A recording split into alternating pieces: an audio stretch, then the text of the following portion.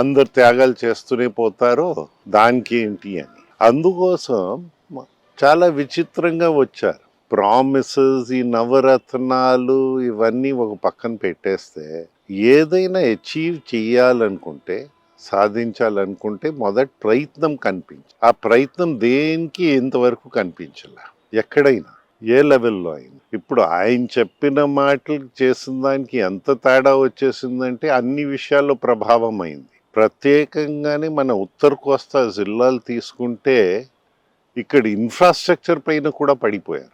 అంత ముందనున్న ప్రభుత్వము IT సెక్టర్ని encourage చేయాలని కట్టిన బిల్డింగ్స్ అది ఖాళీ చేయించారు. నెట్ రిజల్ట్ ఎవరికి ప్రాబ్లం వచ్చింది? ఆ సెక్టర్లో ఉద్యోగ అవకాశాలు ఉన్న పిల్లలు. ఎంతవరకు వెళ్ళిపోయిందంటే తెలంగాణ ఏరియాలో 100 ఐటీ జాబ్స్ ఉంటే మన ఆంధ్ర ఏరియాలో ఒక్కటి కూడా ఉందా లేదా అని డౌట్ వస్తుంది. అంత తేడా తెచ్చి పెట్టేశారు ఈ 4.5 సంవత్సరాలు.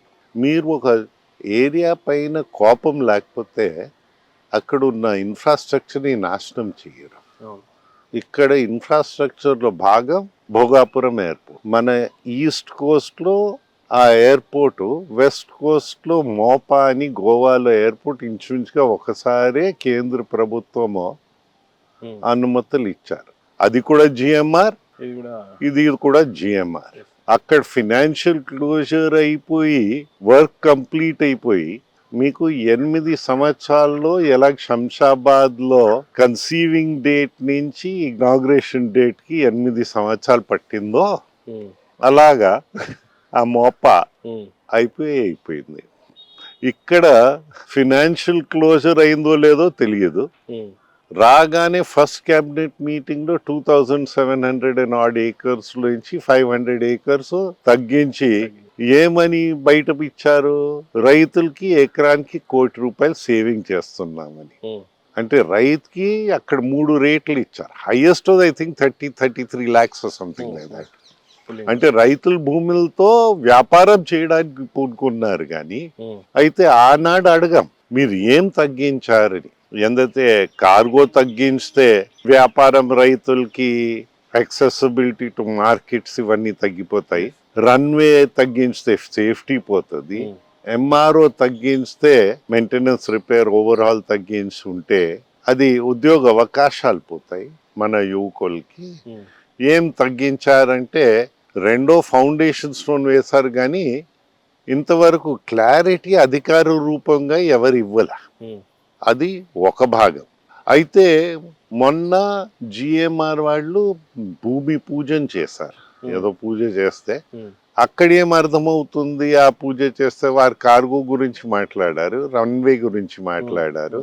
సో సాక్రిఫైస్ అయింది ఎంఆర్ఓ అని నాకు అలాగ అనిపిస్తుంది. ఇంకా క్లారిటీ ఎక్కడ రాలే. అయితే ఈ రోజు కావాలంటే ఎంఆర్ఓ గురించి శంషాబాద్ క్లాసిక్ ఎగ్జాంపుల్. మీకు ఎన్ని ఉద్యోగ అవకాశాలు పోతున్నాయి, పెద్ద దూరం కూడా వెళ్ళక్కర్లే. కెరియర్ లో బిగ్గెస్ట్ అచీవ్మెంట్ కేటీఆర్ గారు కూడా మిమ్మల్ని పొగిడింది. ఆ రోజు సడన్ గా మీరు మీ పదవికి ఏదైతే విత్డ్రా చేసుకొని రాజీనామా చేసి మినిస్ట్రీ వద్దు అని చెప్పేసుకొని బాబు గారు చెప్తే మీరు రిటర్న్ వచ్చారు. అప్పుడు మిమ్మల్ని ప్రైజ్ చేసింది ఏంటి అని అంటే, గతంలో 50-60 ఎయిర్పోర్ట్లు ఉంటే మీరు వచ్చిన ఆ 3 సంవత్సరాలు 4 సంవత్సరాల కొద్ది కాలంలోనే ఒక 40-50 ఎయిర్పోర్ట్లు మీరు దాన్ని తీసుకొచ్చారు అని చెప్పారు. ప్రధానంగా ఒక శంషాబాద్ ఎయిర్పోర్ట్, జిఎంఆర్ ఎయిర్పోర్ట్ ఎలాగైతే ఉందో ఆంధ్ర రాష్ట్రానికి అలాంటి ఎయిర్పోర్ట్ ఇంకా బిల్డ్ కాలే. అలాంటి ఎయిర్పోర్ట్ ఎప్పుడు ఎక్స్పెక్ట్ చేయొచ్చు, ఎక్కడ ఎక్స్పెక్ట్ చేయొచ్చు? ఎయిర్ ట్రాఫిక్ అంటే ఆంధ్రాలో మీకు ఇన్యాక్టివ్ ఎయిర్పోర్ట్స్ యాక్టివ్ అయ్యాయి. లైక్ కడప ఇన్యాక్టివ్ ఉండేవి మళ్ళీ రీఆపరేషన్స్ అండర్ యాక్టివ్ లైక్ రాజమండ్రి. అక్కడ కూడా రైతులు వచ్చి భూమి ఇచ్చారు, రన్వే ఎక్స్టెన్షన్ అయింది. గన్నవరం అనేసరికి విజయవాడ, అక్కడ state formation day aircraft park చేయడానికి కూడా స్థలం లేదు. ఇక్కడ దింపడం, శంషాబాద్ వెళ్ళిపోవడం, అక్కడి నుంచి రావడం, మళ్ళీ ఎక్కించడం. This is how it was. So 900 acres అక్కడ రైతులు ఇచ్చి రాష్ట్ర ప్రభుత్వానికి అప్పచెప్పారు. అది కేంద్ర ప్రభుత్వానికి ఇచ్చారు. రన్వే అయిపోయింది, ఇంటర్నేషనల్ ఫ్లైట్స్ కూడా దిగాయి గన్నవరంలో. అది అంతవరకు వెళ్ళిపోయింది. రైతులు ల్యాండ్ పూలింగ్లో చేరారు. ఆ ల్యాండ్ పూలింగ్ ఏమైంది ఇప్పుడు మనకి తెలుసు. మీకు ఏ స్కీమ్ అయినా భూమి లేకంట ఇంతవరకు ఆకాశంలో కట్టడం ఎవరు ఆ టెక్నాలజీ కనిపెట్టలే. ఉమ్, సో ఆ ప్రాబ్లం ఒకటి ఉంది. ఉమ్, మీకు ఏదైనా ఇప్పుడు ఇక్కడ ఉత్తర కోస్తా జిల్లాలకు సంబంధించిన విషయం ఏంటంటే అన్ని ఇన్ఫ్రాస్ట్రక్చర్స్ పై పడ్డా. నిన్నే చెప్పాను పోలవరం గురించి, అవును. అది మళ్ళీ రిపీట్ చేయక్కర్లా. సో ఇలాగ ప్రతి విషయంపై పడుతూనే వచ్చారు. సార్ ప్రధానంగా చెప్పాలంటే శంషాబాద్ ఎయిర్పోర్ట్ విషయానికి వస్తే అచీవ్మెంట్ అనేది ఇటు రాజశేఖర్ రెడ్డి గారికి చెందుతుందా, చంద్రబాబు నాయుడుకి చెందుతుందా?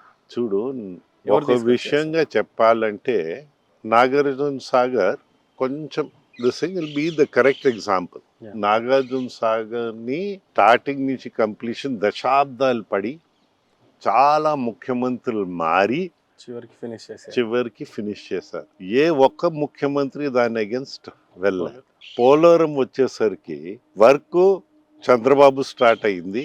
ఉమ్, I don't blame Jagan at all for that.